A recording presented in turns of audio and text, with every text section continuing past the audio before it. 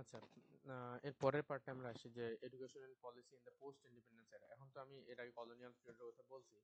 Colonial পিরিয়ডের কথা বলার পরে আমার ইন্ডিপেন্ডেন্সের পরে কি হয়েছে সেই জিনিসগুলো, following independence in African countries access to school. তাহলে আমার এটা একটা হিস্ট্রিক্যালি আসতে হবে। কলোনিয়াল পিরিয়ডে একটা জিনিস হয়েছে, পোস্ট কলোনিয়াল পিরিয়ডে কি হয়েছে সেই জিনিসগুলো আসছে। সেই জিনিসগুলো আসার পরে আমার পোস্ট কলোনিয়াল পিরিয়ডের যে ইয়েগুলো আছে সেখানে আরো বেশ কিছু ডেটা পাওয়া গেছে। সেই ডেটাগুলার ওরা এখানে নিয়ে আসছে বিভিন্ন দেশে, বুর্কিনা ফাসো, বেনিন টেনিন সব দেশে এগুলো নিয়ে আসছে।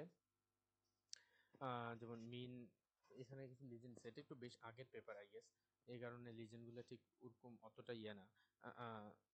যেমন এখানে ইয়েটা হচ্ছে years of schooling by religious affiliation. হ্যাঁ, ফিগার 2 হচ্ছে years of schooling by religious affiliation. এটা তো ইয়ার্স বোঝা যাচ্ছে।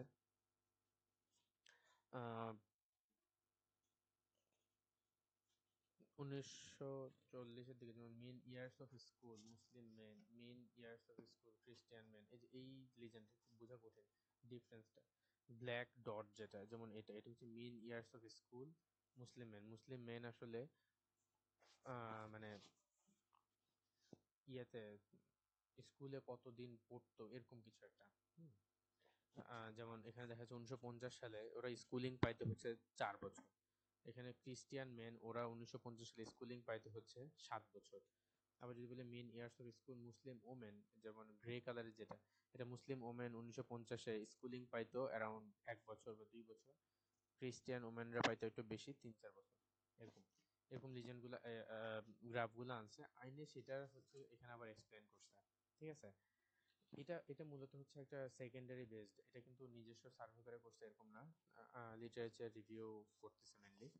হ্যাঁ, এটা থেকেই এই পুরা রিসার্চটা। যেমন এখানে উগান্ডা, তানজানিয়া বিভিন্ন দেশের কথা বলতেছে, কোন দেশের এখানে মিন স্কুল ইয়ার কত ছিল, মানে কেমন ওরা স্কুলিং পাইতো সেই জিনিসগুলো বলছে। আহ, আহ, তারপরে এখানে আবার যেমন why have some countries experienced A decreasing gap in educational inequality while in others this gap has persisted. কেন এক এক দেশে একরকম হয়েছে সেই জিনিসগুলো বলতেছে। মানে ফার্স্টে দেশগুলো আলোচনা করছে, তারপরে দেশগুলোর মধ্যে কম্পারিজন করছে। ঠিক আছে, কম্পারিজন করার পর second, the perhaps relatedly the gap in schooling was much larger in some countries than in other during the colonial period, implying that in some countries there was less catch up to do in the post independence period.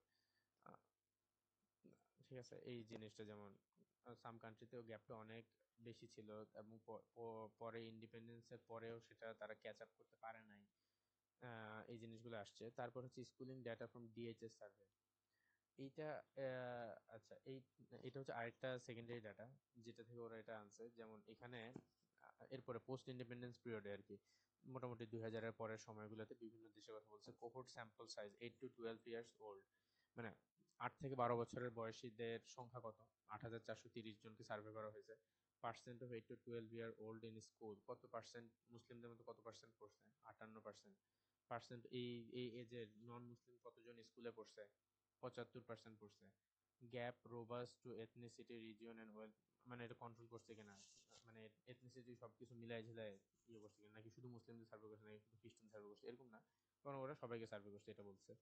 তারপরে এটা এখানে explain করছে যে আসলে post colonial পিরিয়ডেও মুসলিমদের থেকে খ্রিস্টিয়ানদের এডুকেশনের মানে আসার রেটটা এখন স্টিল অনেক হাই এবং গ্যাপটা বেশ ভালো। এবং এই গ্যাপের সাথে এই গ্যাপগুলোরও আবার তুলনা করছে যে কলোনিয়াল পিরিয়ডে আসলে যে গ্যাপ ছিল এখন কি সেই গ্যাপ আছে নাকি সেই গ্যাপ নাই। আম, সেই জিনিসগুলা মোটামুটি আলোচনা করছে। তারপরে faith based schools and religiously diversity, এরপরে ফেথ বেসড স্কুলের কথা আসছে। এরপরে বলতেছে যে limited evidence to provide an answer to this question. যেমন কোশ্চেন হচ্ছে is the religious affiliation of school an important determinant of school choice. এখনো কি এটা মানে রিলিজিয়াস অ্যাফিলিয়েশন থাকাটা ইম্পর্টেন্ট কিনা, এই জিনিসটা এই কোশ্চেনটা করছে। তারপর সেই কোশ্চেনটা তারা অ্যান্সার দিছে বিভিন্ন জায়গায়, যে কোন দেশে কি অবস্থা এই জিনিসগুলো বলতেছে। আম, হ্যাঁ, এই জিনিসগুলো বলতেছে মোটামুটি এইগুলা এখানে বলার পরে ওরা এরপরে আসছে when asked about these factors one at a time parents expressed multiple reasons for their choice. 99% of parents said that school performance on national exam was very important.